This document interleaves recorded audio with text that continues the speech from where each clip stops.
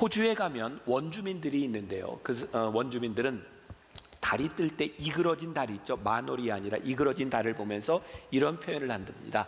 Dreaming, 꿈이 있다는 거예요. 이그러진 달을 보면서. 왜냐하면 이 달은 점점 더 차오를 것이기 때문에 그렇죠. 우리들 중에 어떤 누구도 부족함이 없는 사람은 없습니다. 그런데 부족함이 그냥 부족함으로 끝나는 것이 아니라 그것을 채울 수 있는 우리의 꿈이 있었으면 좋겠다. 우리들에게는 늘 부족함이 있어요. 그것이 우리의 인생이에요. 특히 가난에 대한 문제, 도움에 대한 문제에 있어서도 성경은 우리들에게 명백하게 이야기하는 것이 있는데, 가난은 이 땅 위에서 사라질 수 있는 것으로 성경은 이야기하지 않습니다. 또한 가난을 악이라고 보지도 않습니다. 성경은 우리들에게 그 가난을 우리들이 어떻게 채워갈 것이냐에 대한 이야기를 계속해서 하고 있는 거예요. 또 다시 이야기한다면 우리들이 살아가는 날 동안 우리의 인생 가운데 가난에 대한 문제는 절대로 해결될 수 없는 문제입니다. 그런 문제들 가운데서 우리는 어떻게 그것을 채워갈 것이냐를 우리들에게 이야기하고 있죠. 우리 인생에는 여러 가지 문제가 있겠지만 저는 두 가지의 문제를 오늘 본문의 기초에서 생각해 봅니다. 하나는 우리들의 삶에 늘 불화가 있다는 거예요. 모르겠어요. 여러분들이 이번 설에 만나서 다 그냥 가족들 만나서 좋은 일만 있었는지, 아니면 아무것도 아닌 일을 가지고 약간의 갈등이 있었는지 모르겠어요. 제가 미국에서 공부를 하고 딱 나올 무렵에 그 미국 교회에는 굉장히 유행하던 하나의 프로그램이 있었습니다. 그게 뭐냐면 Conflict Management라는 거였어요. 어떻게 우리들이 갈등을 관리할 것인가. 우리들의 삶은요, 참 많은 갈등들이 있습니다. 문제는 그 갈등이 해결되지 않는 것이죠. 그래서 요즘 제가 젊은이들에게 이게 결혼 주례하면서 가끔 그런 이야기를 하죠. 많이 들어보셨을 거예요. 결혼 생활을 하면서 싸우지 않는 방법을 가르쳐 주지 말고 잘 싸우는 방법을 가르쳐 줘라. 왜? 안 싸우고 살 수는 없으니까 잘 싸우는 것이 우리들에게 필요하다는 거죠. 성경은 우리들의 이 갈등에 대한 문제, 이 불화에 대한 문제를 어떻게 해결하라고 말씀하고 있는가, 오늘 본문에 잠깐 언급이 되어 있어요. 화목제물을 드리는 제사를 통해서 5절, 6절, 7절 말씀 제가 한번 읽어드립니다. 너희는 화목제물을 여호와께 드릴 때 기쁘게 받으시도록 드리고, 그 제물을 드리는 날과 이튿날에 먹고 셋째 날까지 남았거든 불사르라. 셋째 날에 조금이라도 먹으면 가증한 것이 되어 기쁘게 받으심이 되지 못하고. 이 말씀을 제가 좀 설명을 할게요. 저에게 성경 공부 프로그램 중에 믿음 생활이라고 하는 교재를 제가 이렇게 쓴 게 있는데, 거기에 보면 이 부분을 제가 좀 언급을 했어요. 이재철 목사님이 쓰신 새신자반에 나오는 그런 내용이기도 한데요, 화목제물에 대한 거예요. 여러 가지 제사가 있었어요. 5가지 제사가 있었는데 그 중에 화목제물은 제사를 드리고 난 후에 사람들이 함께 음식을 나누어 먹을 수 있는 그런 제사였어요. 그런데 여기에 아주 중요한 원칙을 알려주고 있는데, 제사를 드리고 난 날, 그날, 그리고 그 다음 날까지 너희들이 제사 드린 제물을 다 나누어 먹어라. 셋째 날이 되면 그것을 먹으면 너희들이 가증한 것이 되어 내가 그 제사를 받지 않겠다. 유일하게 함께 나누어 먹을 수 있는 이 화목제물이에요. 소를 제물로 드리는데 당시에 소 한 마리가 한 600kg 정도 나갔다고 합니다. 그러니까 600kg 정도 되는 소를 제물로 드리고 함께 나누어 먹으려면, 그 당시의 사람들을 생각한다면 아마도 그 동네에 있는 사람들이 다 와서 먹어야 이틀 동안 먹을 수 있었을 거예요. 그런데 만일 내가 싫어하는 사람, 미워하는 사람, 아주 미워하는 사람, 제일 미워하는 사람, 못된 놈, 나쁜 놈, 제일 못된 놈, 이런 사람들을 다 빼놓고 내가 좋아하는 사람, 진짜 좋아하는 사람, 아주 좋아하는 사람, 이런 사람들만 모아가지고 제물을 먹으면 먹을 수가 없었어요. 오늘 성경이 아주 중요한 것을 우리들에게 말씀하고 있는데, 화목제물을 드린 후에 너희들이 그 제물을 먹을 때는 모두가 함께 모여 먹어라. 이것이 화목될 수 있는 길이라는 거예요. 그래서 함께 먹음으로 화해할 수 있는 것을 성경이 우리들에게 말씀하고 있어요. 또 오늘 두 번째, 우리 사회에 있는 문제들 가운데 하나가 뭐냐면 가난한 자가 우리들 주변에 늘 있겠다는 거예요. 그러니까 성경은 가난이 없다, 없어져야 된다라고는 이야기하는 것이 아니라 너희들 주변에 있는 늘 이 가난에 대한 문제를 너희들이 어떻게 다룰 것이냐를 말씀하고 있죠. 자, 오늘 본문 9절과 10절, 제가 지난주에 잠깐 언급했던 부분이기도 합니다. 같이 한번 봉독해 볼까요? 시작. 너희가 너희의 땅에서 곡식을 거둘 때 너는 밭 모퉁이까지 다 거두지 말고 내 떨어진 이삭도 줍지 말며 내 포도원의 열매를 다 따지 말고 내 포도원에 떨어진 열매도 줍지 말고 가난한 사람과 거류민을 위하여 버려두라. 나는 너희의 하나님 여호와이니라. 너희들 주변에 있는 가난한 사람과 거류민들을 위하여 너희들이 도울 수 있는 방법을 이야기하고 있는데 뭐예요? 그냥 좀 남겨두어라. 지난주 말씀 기억하세요? 그들의 자존심을 위하여 너희들이 다 도우려고 하지 말고 가난한 자들의 자존심을 세워주어라. 성경은 많이 가진 자들의 것을 너희들이 빼앗아다가 공평하게 나누어 줘라 이렇게 말씀하지 않습니다.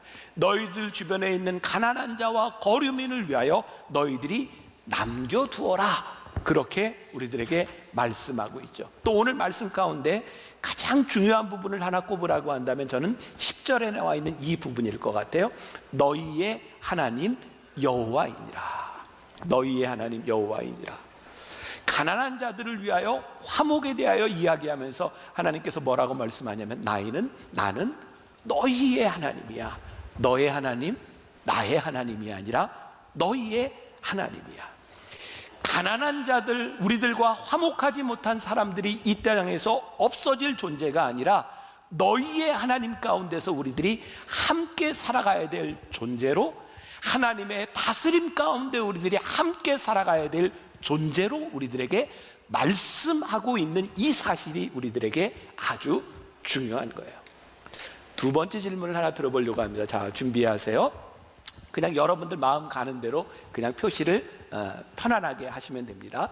지금 우리 사회에 많은 갈등에 대한 문제가 있어요. 특히 이제 경제적인 문제로 인한 갈등이 있죠. 지금 이 갈등의 문제 가운데 돈을 가지고 있는 자본과 돈을 가지고 있는 사람들의 문제가 더 크다 그러면 O를 들고, 이 사회의 갈등의 문제 가운데는 돈을 가진 자본주의에 대한 문제보다는 노동자의 이기심, 노동자의 불화, 이 문제가 더 크다 X. 돈 많은 자의 문제가 크다 O, 돈 없는 자의 문제가 크다 X. 뭐 표시해 보세요. OX 시작. 오, 네. 오, 네, 됐습니다. 오, 12시 예배 아주 독특해요. 10시 예배는 이렇게 좀 반반 이렇게 갈렸는데 여기에는 무조건 가진 자의 문제가 훨씬 더 크다, 이런 이야기를 하셨어요.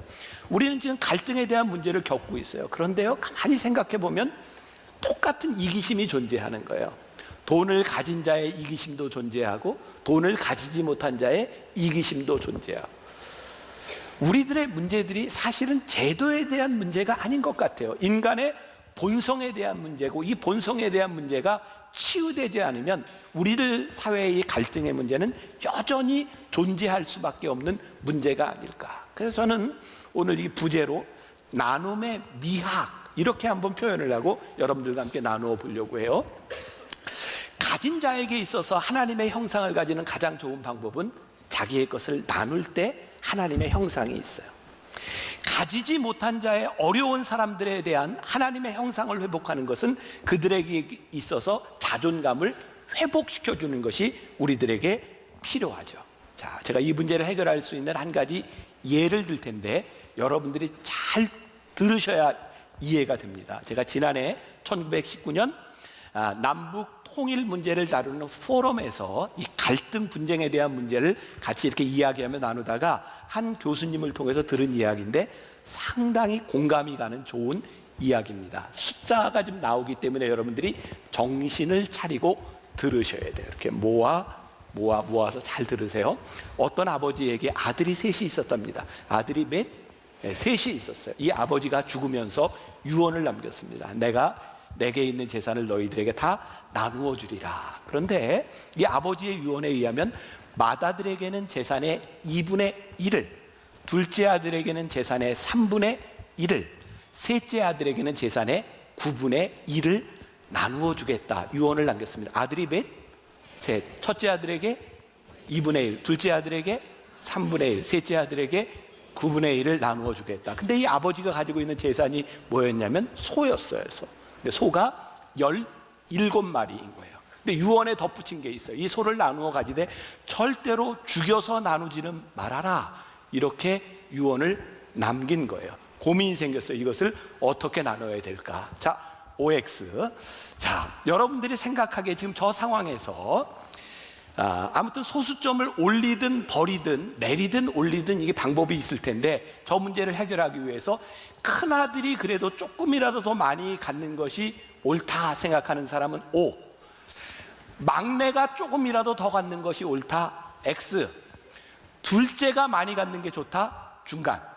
자, 첫째가 O, 막내가 X, 둘째는 중간. 자, 하나 둘 셋. 오, 네.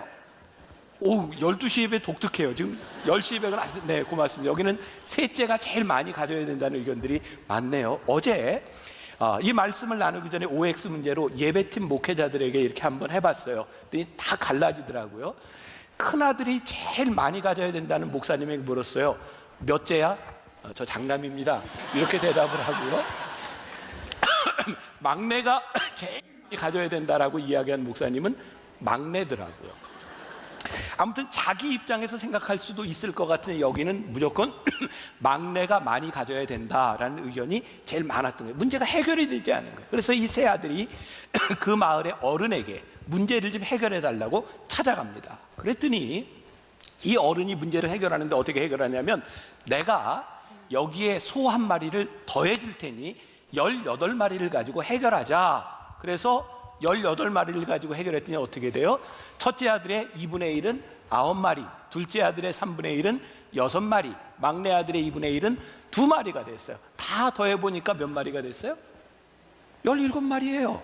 그래서 이분이 다 나누어주고 한 마리는 내 거니 내 건 가져가겠다. 그래서 문제가 해결이 됐어요.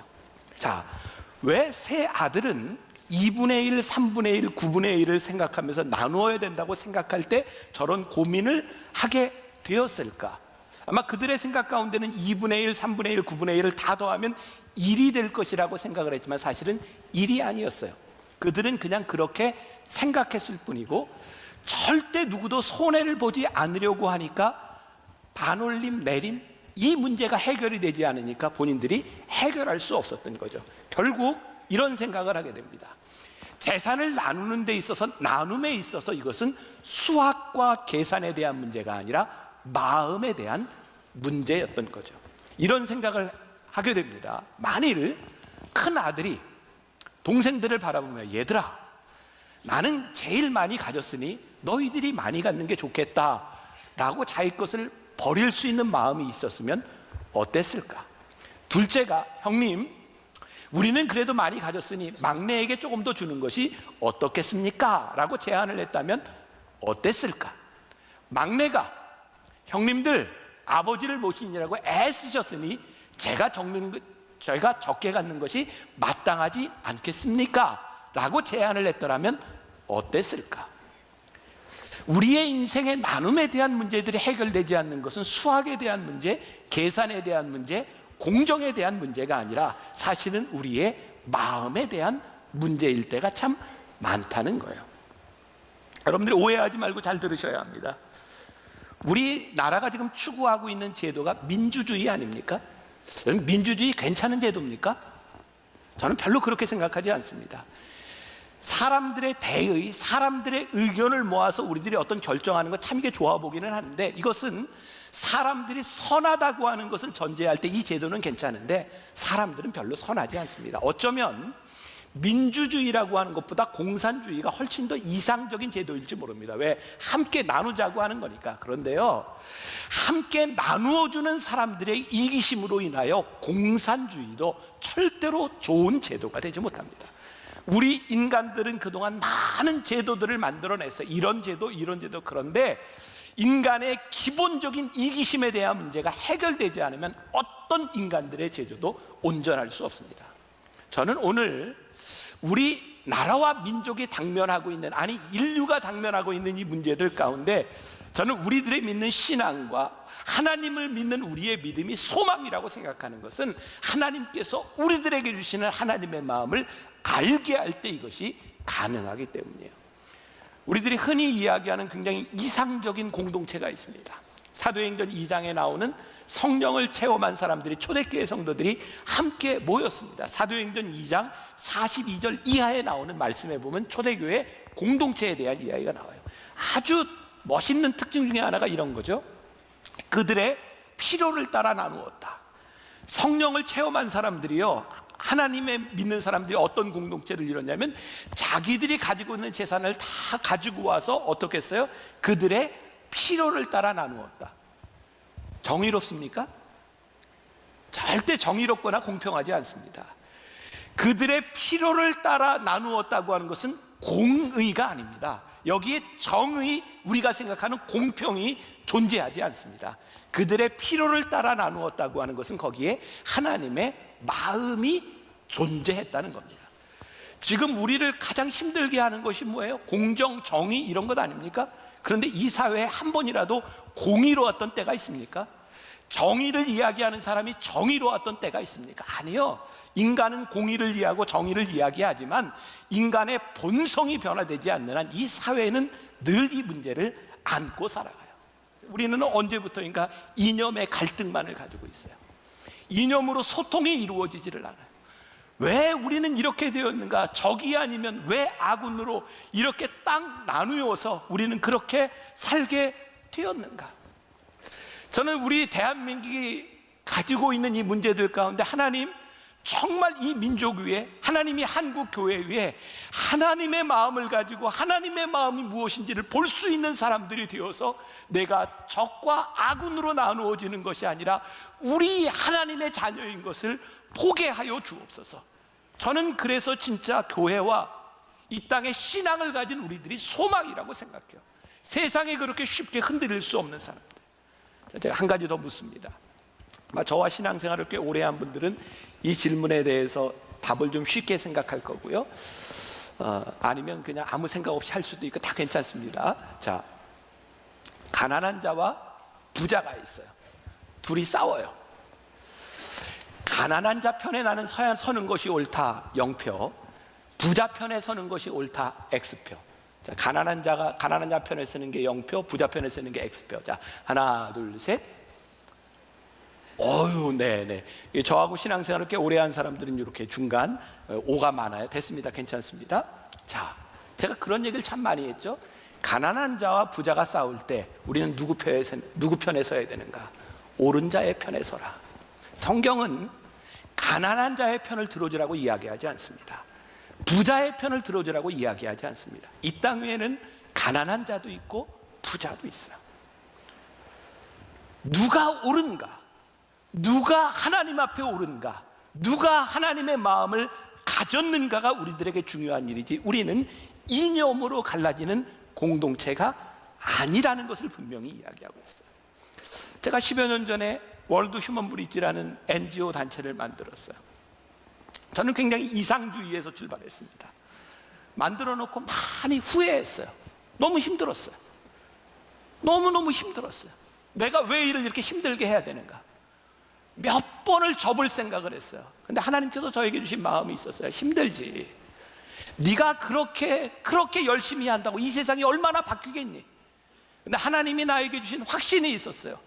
이 세상을 온전히 바꿔놓을 수 있는 능력이 우리들에게 없지만 우리들이 하고 있는 그 일을 통하여 조금이라도 변화될 수 있다는, 우리들이 하나님의 사람으로 살아가는데 우리들에게 힘과 능력이 무엇인지 아세요? 우리는 이 세상을 바꿀 만한 완전한 힘과 능력을 가지고 있는 사람이 아니에요. 그러나 우리가 하나님의 뜻대로 살아가면 하나님의 뜻이 이루어지는 것을 우리들이 살아가는 삶 가운데서 볼 수 있는 공동체인 거예요. 신학적으로 이야기해서 조금 어려운 이야기인데 우리들이 살고 있는 이 나라, 하나님의 나라에는 아주 묘한 긴장관계가 존재하는 거예요. 뭐냐면 영어로 already와 그리고 yet라는 거예요.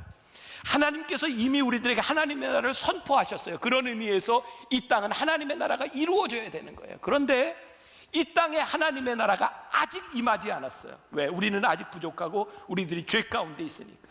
그래서 우리들이 신앙생활 한다고 하는 것은 어떤 긴장 관계를 가지고 있냐면, 이미 선포된 하나님의 나라를 가슴에 품고 있는 우리가 아직 이 땅 위에 이루어지지 않은 하나님의 나라 가운데서 하나님의 나라를 선포하는 긴장 관계 가운데 살아가는 거예요.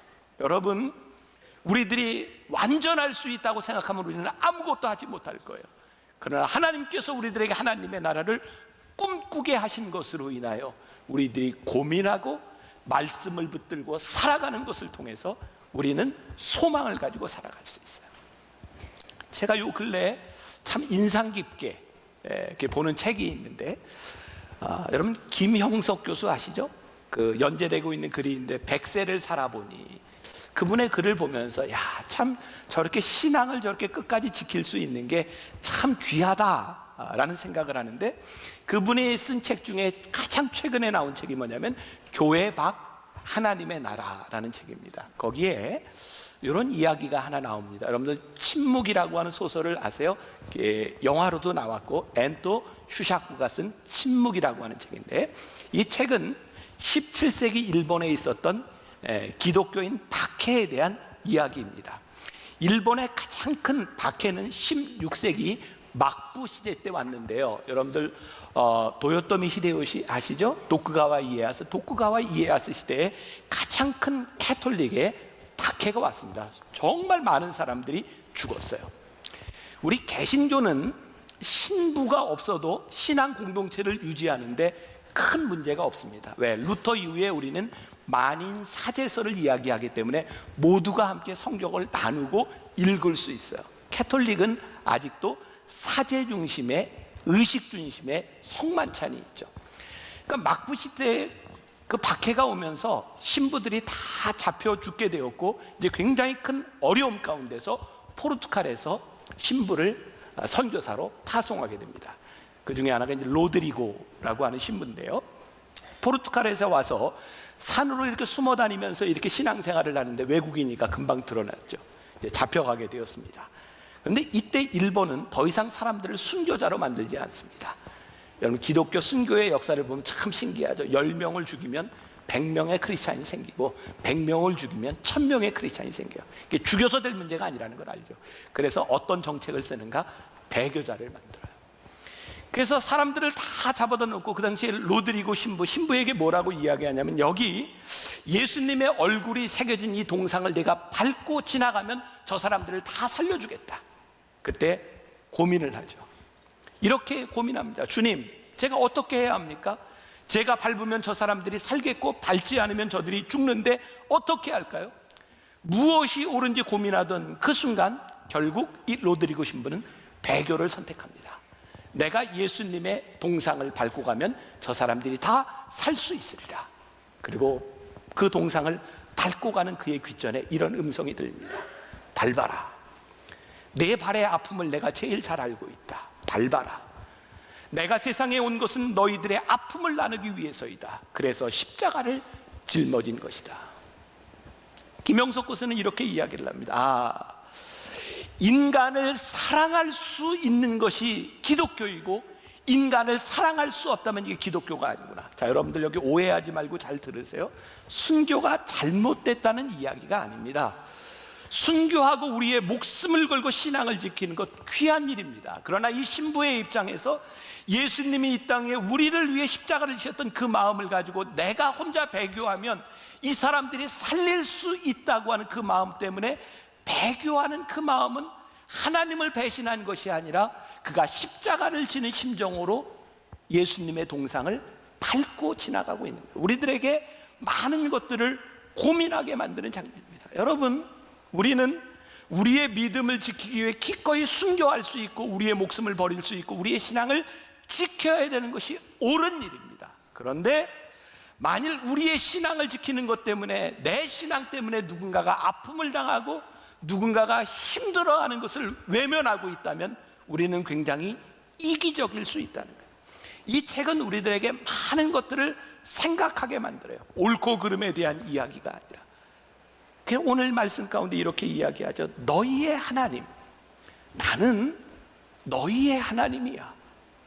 아프고 고통당하는 그 사람의 하나님이고, 너의 하나님이고, 모두의 하나님이야. 라고 우리들에게 말씀하고 있어요. 우리 교회 원로 장로님 아들 가운데 한 분이 아프리카에서 30년 넘게 선교사로 사역을 하고 있어요. 지난해 그분이 이제 책을 써서 저에게 보내줬어요. 사람을 사람으로. 제가 굉장히 인상 깊게 그 책을 보았어요. 30년 넘게 아프리카에서 정말 헌신하며 사역을 하는데 한 번은 정말 마음의 상처를 받은 거예요. 그렇게 이 아프리카 땅을 위해서 그렇게 힘쓰고 애썼는데 같이 데리고 있던 스텝 중에 하나가 부정을 저지른 거예요.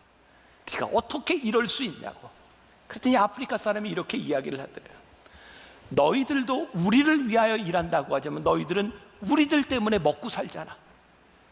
많은 구호물자를 가져와서 아프리카 사람들을 도와주고 있지만 사실 이 일로 먹고 사는 너희가 많이 있잖아. 그러니까 너희도 우리를 이용하는 거 아니냐고. 그러면서 누구를 돕는다는 것과 이타심에 대한 고민을 하기 시작한 거예요. 우리는 진짜 누구를 순수하게 타인을 위해서 우리는 존재할 수 있는가? 그들을 위해 우리는 살 수 있는 존재인가? 그리고 이 선교사님에게 주어진 답이 뭐냐면, 그래, 사람을 사람으로 대하는 것이구나. 그리고 책에 보면 이런 문장이 있어요. 그들은 나와 구분된 타인이 아닙니다. 남에게 건너야 할 내 것이 있는 것도 아니고 착한 일을 하느라 분열된 나도 없습니다. 그저 난 너에게, 넌 나에게 하나의 의미가 되어 더불어 함께 살아가는 그런 세상이 있을 뿐입니다. 말이 좀 어렵죠? 그런 거예요. 나는 너에게, 너는 나에게 그것 이상의 의미가 다른 것이 존재하는 것이 아닙니다. 하나님께서 너희의 하나님, 우리 모두의 하나님이라고 말씀하셨기 때문에 그것 때문에 내 마음이 아프고 그것 때문에 내 마음이 저리고 너희가 우리와 함께 믿음의 공동체를 이루고 있기 때문에 내가 기꺼이 당신을 위해 할 일이 있는 공동체, 그렇게 나는 당신을 대할 뿐입니다. 저에게 참 많은 고민이 되는 것이 그런 거거든요. 우리는 우리의 믿음을 지키는 것, 우리의 믿음 생활을 하는 것, 그것 때문에 하나님의 마음을 우리들이 아프게 하거나 하나님의 마음을 외면하고 살아가는 것은 아닌가. 여러분들 이제 명절 지나고 계시잖아요. 저도 우리 아이들을 지난해 다 이제 결혼을 시키고 지난 추석에 올 설에 처음 이렇게 명절을 맞이하게 됐어요. 저희 딸내미는 보령에서 살고 있거든요. 근데 추석에도 못 올라오고 설에도 못 올라왔어요. 남편이 일을 하는데 이렇게 올라올 수 있는 상황이 잘 안 되는 거예요. 제가 딸내미에게 그런 문자를 보냈어요. 딸, 슬퍼하지 마. 딸이 슬프면 아빠도 슬퍼. 아파하지 마. 딸이 아프면 아빠도 아프니까. 딸이 아프면 아빠가 아파. 왜? 내 딸이니까. 오늘 여러분들에게 누군가의 아픔이 나의 아픔으로 느껴지고 누군가의 눈물이 나의 눈물로 느껴지지 않으면 우리는 한 공동체일 수 없는 거예요. 하나님께서 우리들에게 말씀하시는 거예요. 나는 너희의 하나님이야. 그러니 너희 주변에 있는 거류민들과 너희 주변의 가난한 자들과 너희의 형제와 자매들이 너의 마음으로 느껴지면 좋겠어. 계산과 공의와 공평에 대한 문제가 아니라 그 마음들이 느껴지는 것, 거기에 나눔의 미학과 하나님의 마음이 있는 거예요. 여러분들에게 몇 가지 제안을 하고 싶어요. 우리들의 삶에 적용했으면 좋겠다는 원칙이 있어요. 첫 번째, 감동이 올 때는 주저하지 않아야 후회하지 않습니다. 여기서 감동이란 단순히 감정적인 차원의 문제가 아니라 하나님이 주시는 마음에 대한 것이에요. 하나님이 우리들에게 마음을 주실 때는 주저하지 마세요. 저는 이것을 이렇게 표현합니다. 발 달린 기도다.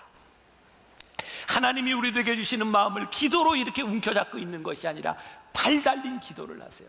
여러분들의 인생에 후회하지 않도록. 두 번째, 감사해라, 감사해라, 감사해라. 이렇게 말씀을 드리고 싶어요. 제가 이렇게 문장을 하나 써봤습니다. 축복을 축복으로 여길 때 나눔이 있고, 고난을 감사로 여길 때 축복이 있고, 욕망이 생기면 불평이 나오고 불평은 범죄로 이어집니다. 그러니 감사하십시오. 세 번째, 도움을 줄 수 있는 특권을 누리도록 하십시오. 성 프란시스가 이런 말을 했어요. 길을 가다 거린이 무엇을 달라고 하면 그냥 주어라. 그 사람은 지금 당신의 것을 달라고 하는 것이 아니라 자신의 것을 요구하는 것이다. 프랜시스는요, 내가 평균보다 많은 것을 가지고 있다면 그것은 내 것이 아니라 가지지 못한 사람의 것이라고 여겼어요. 그러니 거린이 너에게 요구할 때 그는 자기 것을 달라고 하는 것이니 거저 주어라. 도움을 줄 수 있는 것, 그것은 하나님이 우리들에게 주신 엄청난 특권이에요. 내가 가질 수 있는 것보다 더 많은 것을 가지게 하신 엄청난 특권을 우리들이 누리고 있기에 특권을 누릴 수 있도록 나누는 것, 그것은 하나님께서 우리에게 주신 것이에요. 저는 요즘 부쩍 그런 말이 마음에 와닿아요. 하나님 앞에서 하나님 앞에 서 있지 않으면 우리는 얼마든지 이기적이고 변질될 수 있는 존재들이죠. 우리가 하나님 앞에 서 있지 않으면 우리의 소명은 언제 유혹 앞에서 넘어질지 몰라요. 하나님 앞에서 우리의 꿈을 우리들이 늘 점검하지 않는다면 우리는 하나님이 주셨다고 하는 꿈으로 인해서 얼마나 이기적이고 잔인해질 수 있는지 몰라요. 우리들이 하나님 앞에서 우리를 점검하고 너희의 하나님, 이 말씀을 우리들이 기억하며 살아가게 될 때 저는 나눔의 미학, 하나님께서 우리들에게 주시는 이 일들을 만들어갈 수 있는 사람들이 될 수 있지 않을까. 우리 만나교회에서 참 많은 일들 하고 있어요. 우리 소망부를 섬기는 교사들을 보면 어떻게 저렇게 섬길 수 있을까. 호스피스를 섬기는 분들을 보면 정말 어떻게 저렇게 섬길 수 있을까. 여러 나눔 파트들이 있어요. 여러분들이 할 수 있는 여러분들의 특권을 포기하지 마세요. 그리고 우리 교회 공동체를 통해서 하나님이 주셨던 마음들을 여러분들이 함께 나눌 수 있는 여러분들이 되었으면 좋겠고요. 하나님이 감동을 주실 때 발 달린 기도를 하는 사람들 되었으면 좋겠습니다. 마지막 질문, 대답 잘 하세요. 나눔은 자녀들끼리 서로 돌보기를 원하시는 하나님의 마음이다. O. 절대 하나님의 마음이 아니다. X. 하나 둘 셋. O. 올 O. 아니야. X가 두 개가 나왔는데 지금 뭔가 정신을 차리시고 다시 두 번째. 나눔은 하나님께서 믿음의 공동체를 이루는 우리들에게 주신 사명이다. O. 이것은 사탄의 사명이다. X. OX 시작. 올 O. 참 신기하네. 네, 세 번째. 나눔은 하나님을 믿는 우리들에게 주신 특권임이 분명하다. O. 이것은 저주다. X. 올 O. 고마워요. 감사합니다. 어떻게 이렇게 마음이 딱 맞을 수가 있을까 참 신기하기도 하지만, 오늘 나눔이 여러분들에게 주신 하나님의 마음, 여러분들의 믿음의 특권임을 가슴에 새기고 나가는 하루가 되기를 주님의 이름으로 간절히 축원합니다.